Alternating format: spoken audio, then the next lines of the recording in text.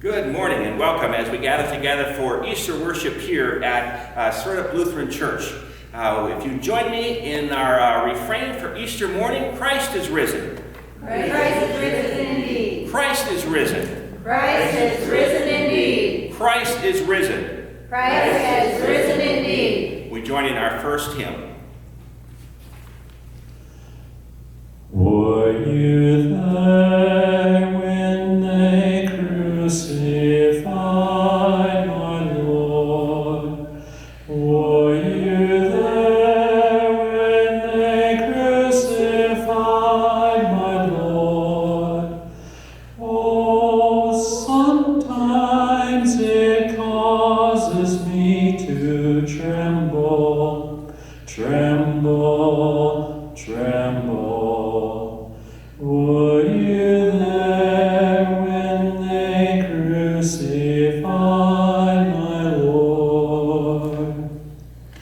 Were you there when they nailed him to the tree? Were you there when they nailed him to the tree? Oh, sometimes it causes me to tremble, tremble, tremble. Were you there when they nailed him to the tree? Were you there when they laid him in the tomb? Were you there when they laid him in the tomb? Oh, sometimes it causes me to tremble, tremble, tremble. Were you there when they laid him in the tomb? Were you there when God raised him from the tomb? Were you there when God raised him from the tomb? Oh, sometimes it causes me to tremble, tremble, tremble. Were you there when God raised him from the tomb? Let me hear joy and gladness. Let the bones that you have crushed rejoice. Hide your face from my sins and blot out all my iniquities. Create in me a clean heart, O God, and put a new and right spirit within me. Do not cast me away from your presence, and do not take your Holy Spirit from me.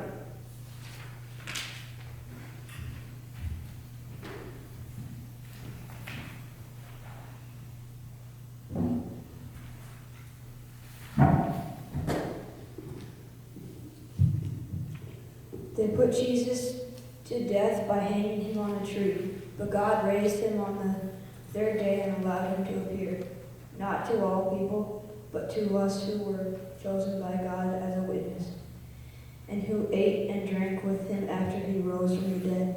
He commanded us to preach to the people and to testify that he is the one ordained by God as judge of the living and dead.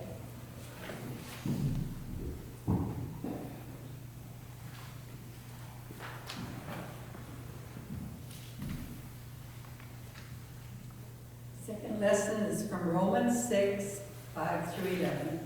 For if we have been united with him in a death like his, we will certainly be united with him in a resurrection like his. We know that our old self was crucified with him so that the body of sin might be destroyed and we might no longer be enslaved to sin. For whoever has died is freed from sin. But if we have died with Christ, we believe that we will also live with him. We know that Christ, being raised from the dead, will never die again. Death no longer has dominion over him. The death he died to sin, once for all. But the life he lives to God. So you also must consider yourselves dead to sin and alive to God in Christ Jesus. Here ends the reading.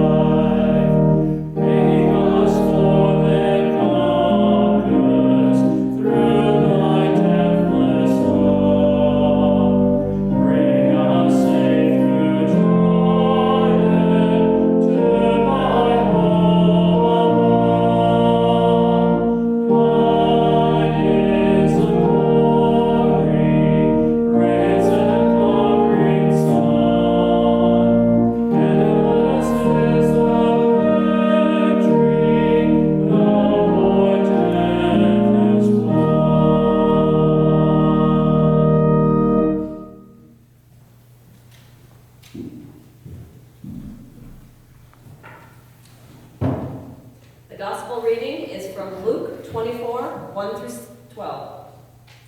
On the first day of the week, at early dawn, the women came to the tomb, taking spices they had prepared. They found the stone rolled away from the tomb, but when they went in, they did not find the body. While they were perplexed about this, suddenly two men in dazzling clothes stood beside them.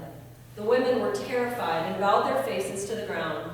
But the men said to them, "Why do you look for the living among the dead? He is not here, but he has risen. Remember how he told you while he was still in Galilee? The Son of Man must be handed over to sinners and be crucified, and on the third day rise again." Then they remembered his words, and returning from the tomb, they told all this to the 11 and to all the rest. Now it was Mary Magdalene, Joanna, Mary the mother of James, and the other women with them, who told this to the apostles. But these words seemed to them to be idle tale, and they did not believe them. But Peter got up and ran to the tomb. Stooping and looking in, he saw the linen clothes by themselves. Then he went home, amazed at what had happened. The Gospel of the Lord. Thanks be to God.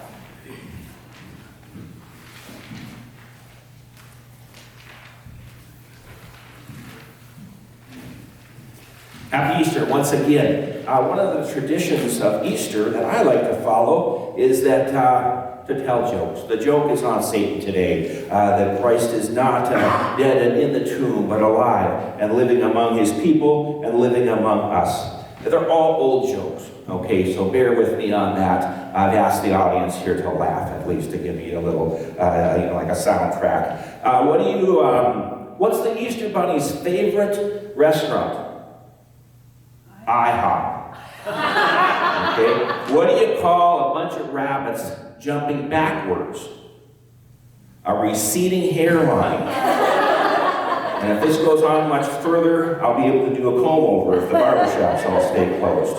But I'll intersperse some bad jokes here along the way. But we do have some sad news. I don't know if you heard that Ole died.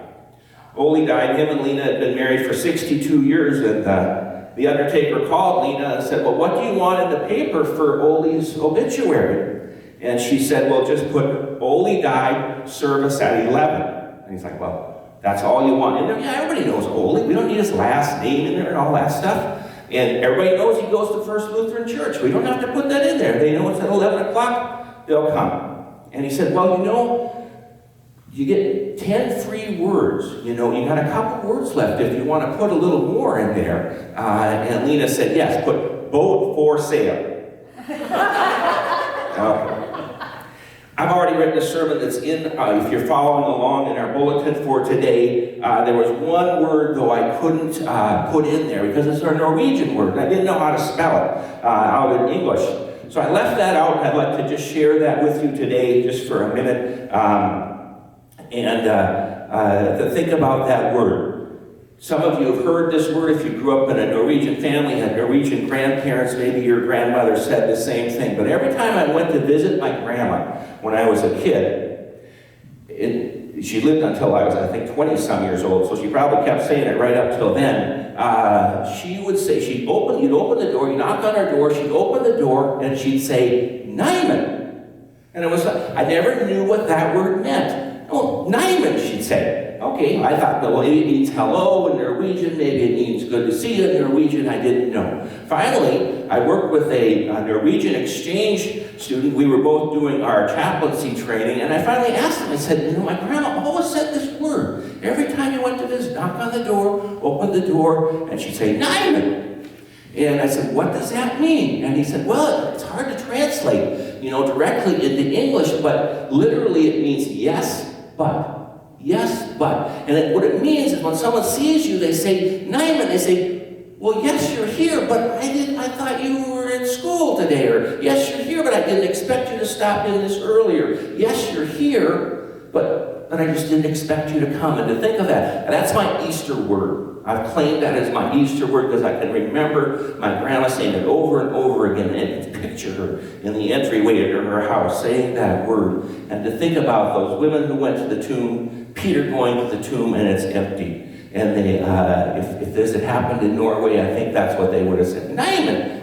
What did they go there for? They went there, to embalm the body, right? But the body's gone. And I think that's maybe what they would have said if they had been Norwegian. Nyman, what's going on? Yes, the tomb is empty. He told us it was going to be, but we just expected it to be here. Or just the opposite. Yes, we came to embalm a body, but it's gone. It's gone. Jesus has risen from the dead. So there's our I'll share that as my Easter word to add to the sermon that I've already written about how Luke uses that word, but to negate everything that has happened before this. Negate it that we know that Jesus is risen from the dead.